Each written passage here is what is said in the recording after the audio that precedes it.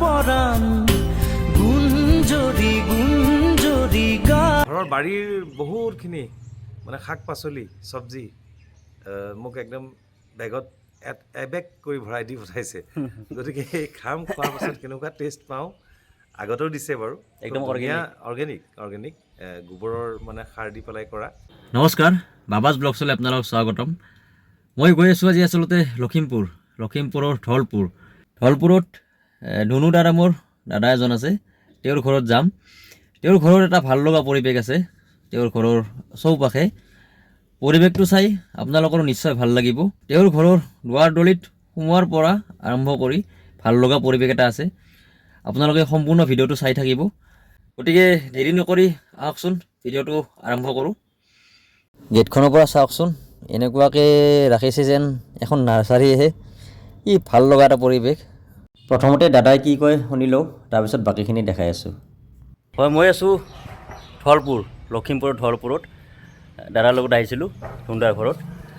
ধুন্দাৰ অনুভৱ বিচাৰিম। খুব ধুনীয়া অনুভৱ। সুদূৰ গুৱাহাটীৰ পৰা যান্ত্ৰিকতাৰ মাজত থাকি আজি মোৰ বন্ধু অসমৰ জনপ্ৰিয় কণ্ঠশিল্পী অনুপম শইকীয়া আৰু তেওঁ মোৰ ভাইটি চন্দন দুয়োজন মোৰ ঘৰলৈ আহিলে। মোৰ ঘৰৰ এটা গাঁৱলীয়া পৰিৱেশ পাই তেওঁলোকে ক'লে এটা ভিডিঅ' বনাওঁ। মই ভাল লাগিল আৰু মই ভাবিছোঁ তেখেতলোক আকৌ মোৰ ঘৰলৈ আকৌ পুনৰবাৰ আহিব। মোৰ ফালৰ পৰা আন্তৰিক শুভেচ্ছা জনালোঁ আৰু অভিনন্দন জনালোঁ মোৰ ঘৰত তোমালোক অহাৰ কাৰণে। থেংক ইউ, ধন্যবাদ। ধুনুৰ ঘৰখন বিৰাট পৰিপাটি ঘৰ আৰু এখন ধুনীয়া পিছফালে বাৰী, পুখুৰী, আগফালে ফুলনি, এটা সাংঘাতিক ধৰণৰ মানে প্ৰাকৃতিক পৰিৱেশৰ মাজত হয়ো যান্ত্ৰিকতাৰ মাজত থাকি এনেকুৱা ঠাইত যেতিয়া নিশাটো কটোৱা হয় বা দিনটো কটাবলৈ পোৱা যায়, সঁচাকৈয়ে খুব নিজকে ফ্ৰেছ লাগে। গতিকে ধুনু মোৰ খুব ভাল বন্ধু। তেওঁ আচলতে ব্যৱসায়িক হিচাপে ফাৰ্মাচীৰ ব্যৱসায়, বহুকেইখন ফাৰ্মাচী আছে ধলপুৰত। গতিকে যোৱাকালি আহি নিশাটো ধুনুৰ লগত কটালোঁ। গতিকে ধুনুৰ লগতে খুব ধুনীয়া সময় অতিবাহিত কৰিলোঁ। গতিকে ধুনুক কি বুলি ধন্যবাদ জ্ঞাপন কৰিম। আৰু ঘৰৰ বাৰীৰ বহুতখিনি মানে শাক পাচলি চব্জি মোক একদম বেগত এবেগ কৰি ভৰাই দি পঠাইছে।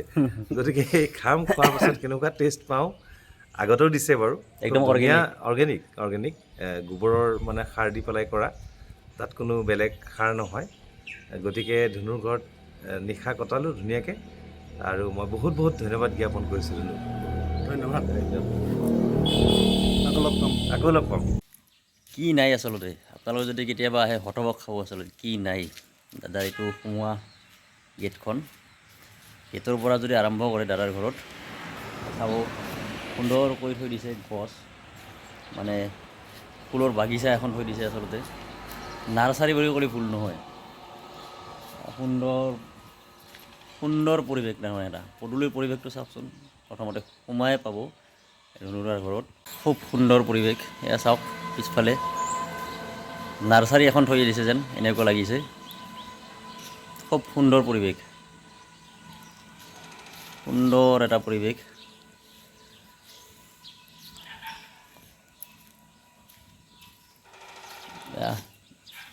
এইপিনেও আছে, আপোনালোকে দেখিব পাৰিছে, এইপিনেও আছে সুন্দৰ এটা পৰিৱেশ। প্ৰত্যেকটো প্ৰজাতিৰে ফুল আছে, সুন্দৰ এটা পৰিৱেশ।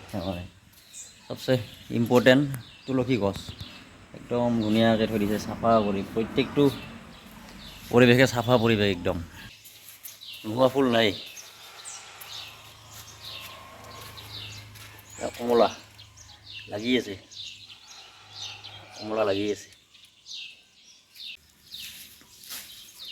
তাৰে গাড়ীখন থাৰ।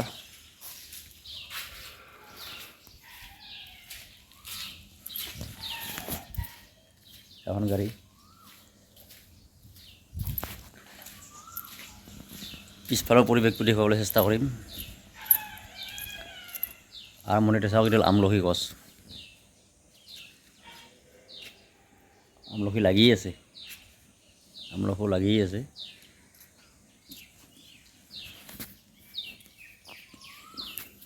নোহোৱা বস্তু নাই আচলতে। এয়া নেমু লাগি আছে, বেঙেনাও লাগি আছে। এয়া চাওক বেঙেনা লাগি আছে, কলা বেঙেনাও আছে, বগা মানে বেঙেনাটো আছে, কলাটো আছে। নোহোৱা বস্তু নাই। ধুনীয়া, এই সুন্দৰকৈ লাগি আছে, ধুনীয়া ভাল লগা পৰিৱেশ এটা। কোনো এটা ঠাই খালী নাই তাৰমানে। এইটো চাওক ডালিম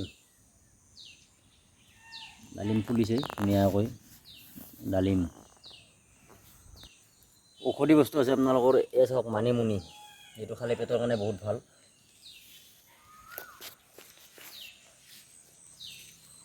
যথেষ্ট মানিমুনি আছে। এয়া মানিমুনি পেটৰ কাৰণে যথেষ্ট ভাল, লিভাৰৰ কাৰণে ভাল। কুঁহিয়াৰ পৰ্যন্ত আছে। এয়া চাওক, এয়া কুঁহিয়াৰ। মানে নোহোৱা বস্তু নাই বুলি ক'লে ভুল নহয় আচলতে। ইমান ধুনীয়াকৈ, ইমান পৰিপাটিকৈ চাফাকৈ ৰাখিছে দাদাই, মানে চায়ে ভাল লাগি গৈছে গোটেইখিনি পৰিৱেশ। শাকো আছে, ভৌঠা শাক বুলি কওঁ আমি, খুদনা শাক বুলি কওঁ। এয়া চাওক, এয়া খুদনা শাক,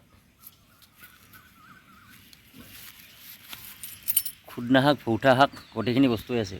এয়া খুদনা শাক চাওক, এয়া খুদনা শাক। নোহোৱা বস্তু আচলতে মই বিচাৰি পোৱা নাই, প্ৰত্যেকটো বস্তুৱে পাইছোঁ। আৰু এনেকুৱা এটা ভাল লগা পৰিৱেশ হয়তো নাপায় একেলগে চাবৰ কাৰণে। আপোনালোকক প্ৰত্যেকটো বস্তুৱে দেখাই যাম, চাই থাকিব। নিম গাছ, এইডাল নিম গাছ।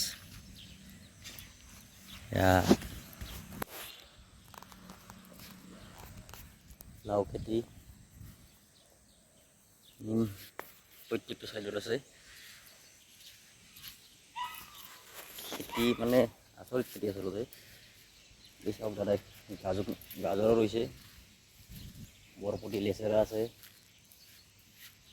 এই ভেন্দি, বিলাহী, বগৰী যদি খাব ইচ্ছা হয়, বগৰী আছে পিছফালে, বেঙেনা, গোটেইখিনি বস্তু আছে, সমস্ত বস্তু। বছৰ কৰিব লগা নাই আৰু। এই বৰপটি, লেচেৰা খেতি, এইটো চাগে উৰহি হ'ব। তাৰপিছত দেখুৱাব বিচাৰিছোঁ, চাওক লেচু খাব মন গৈছে, এতিয়া লেচু পাব। মধুৰি আম খাব ইচ্ছা গৈছে, এইটো মধুৰি আম লাগি আছে। ডাইৰেক্টলি ক'ব গ'লে নোহোৱা বস্তু নাই। এই পিছফালে দেখিছে অমিতা লাগি আছে সুন্দৰ কৰি। এইফালে কলগছ, আঠিয়া কল লাগি আছে পিছফালে। লেচু, ঔষধি বস্তু এটা আছে, ডেকা ল'ৰাবিলাকৰ কাৰণে ভাল। এইটো চাওক মানিমুনি, যথেষ্ট মানিমুনি আছে। এয়া মানিমুনি, সৰু মানিমুনিটো আছে। তামোলৰ সুন্দৰ বাগান, তামোলৰ। এয়া দাদাই বেঙেনা খেতি কৰিছে সুন্দৰ কৰি, বেঙেনা ফুলি আছে। নোহোৱা বস্তু নাই বুলি ক'লে আচলতে ভুল নহয়। এই চাওক সুন্দৰকৈ ধুনীয়া লাগি আছে, এই ধুনীয়া। ভৌঠা শাকো আছে, মানিমুনি, ধুনীয়া।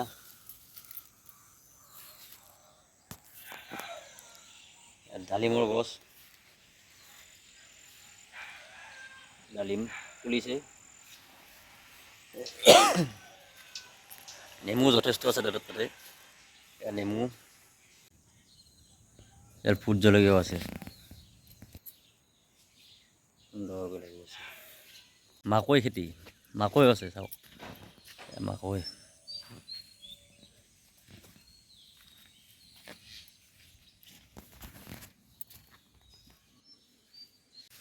ইয়াত পালেং শাকো আছে, ধনিয়া পালেং শাক নাৰিকলৰ হেৰি কৰি থৈ দিছে এতিয়া নাৰিকল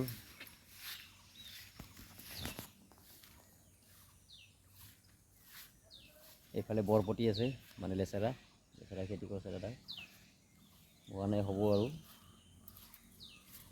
ভাল লগা এটা সুন্দৰ পৰিৱেশ তাৰমানে আপোনালোকে যদি কেতিয়াবা আহে দাদাৰ ঘৰত আহি দেখিব মানে প্ৰত্যেকটো পৰিৱেশে ভাল লাগে পূব পশ্চিম উত্তৰ দক্ষিণ চৌপাশে ভাল লগা পৰিৱেশ তাৰমানে এয়া নিম গছ ভালেকেইডাল আছে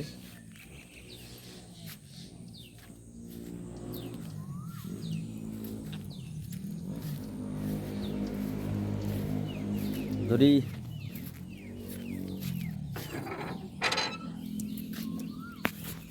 তাতকৈ ভাল লগা বস্তু এটা আছে পুখুৰী এটা আছে যদি মাছ খাব ইচ্ছা কৰে একদম মাছো খাই দিব পাৰিব ইয়াৰ পৰা লোকেল মাছ জঁপিয়াই আছে একদম কলৰ গছ পিছফালে হেড খাই আছে এইফালে কৰা নাই চাগে একো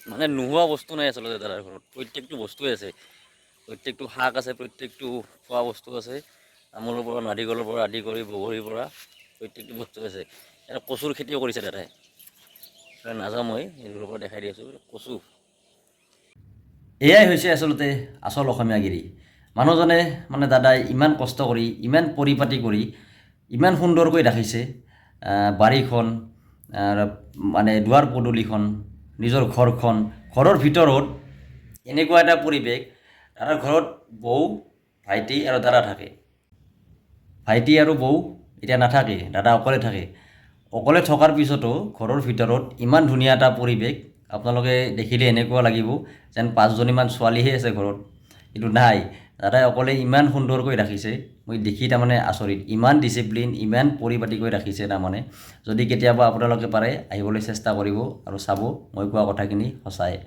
দাদাৰ যদি পৰিচয় দিবলৈ যাওঁ এটা ভিডিঅ'ত শেষ নহয় আৰু সেইবাবে মই এটা ভিডিঅ'ত শেষ কৰিব বিচৰা নাই দাদা হৈছে 2024 বৰ্ষৰ নেশ্যনেল গেমছত উইনাৰ হোৱা ভাৰ্গৱ বৰুৱাৰ পিতৃ এয়া হ'ল ভাৰ্গৱ বৰুৱা মই ফটোখন দেখাই দিছোঁ পিছৰ ভিডিঅ'ত দাদাৰ আৰু কাহিনী আপোনালোকক দেখুৱাবলৈ চেষ্টা কৰিম আৰু মানুহজনে ইমান মৰম দিলে দাদা আপোনাক বহুত বহুত ধন্যবাদ ইমান মৰম দিলে ইমান সন্মান দিলে এটা ৰাতি আছোঁ দাদাৰ ঘৰত থাকি পেলাই যিখিনি মৰম দিলে দাদাই কেতিয়াও পাহৰিব নোৱাৰোঁ আৰু আকৌ যাম দাদাৰ ঘৰত দাদাই খুব ভাল মানুহ মৰমীয়াল মানুহ শান্ত মানুহ একদম দাদাৰ ঘৰত যাবলৈ পাই মোৰ সৌভাগ্যহে হৈছে আচলতে মই দাদাৰ লগত গৈছিলোঁ অনুপম দাৰ লগত গৈছিলোঁ গৈ খুবেই ভাল লাগিল দাদাক বহুত বহুত ধন্যবাদ যিমান ধন্যবাদ দিলেও শেষ নহয় আচলতে গতিকে এই ভিডিঅ'টি ইমানতে সামৰি মাৰিবলৈ ওলাইছোঁ